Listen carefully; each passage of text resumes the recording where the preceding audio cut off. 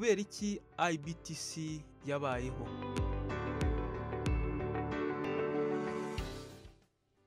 Umuyobozi akari nawe washinze IBTC, Bwana Uwizeyimana Jerry Claude, asobanura ibibazo iri shuri ryaje gusubiza haba mu Rwanda, mu karere, muri Afurika, yewe no ku isi hose. Aravuga n'umusanzu umaze gutangwa n'iri shuri kuva ribayeho. Icyo twari tuje gusubiza ku isoko ry'umurimo mu Rwanda, nta mashuri yigisha ibintu yahabaga. Abantu bose bajyaga kubyiga muri Kenya cyangwa muri Uganda. N'ibikorwa biri relatif birimo gukorwa ubu ngubu bya photography, by'amamezo de production, muri video cyangwa muri graphic design, wasangaga aba producers babo babaga barimo imbere nk'aba techniciens bakoresha nk'ama Adobe, wasanga barabyize hanze.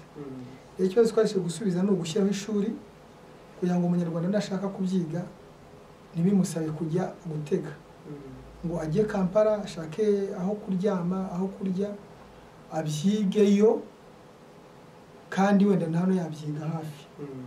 Ikindi twari tuje gusubiza nuko bino bintu twari twaramaze kumenya yuko ni ibintu by'igihe gito nk'uko amativeti arimo kuza, ariko ugahita ujya kwikoresha.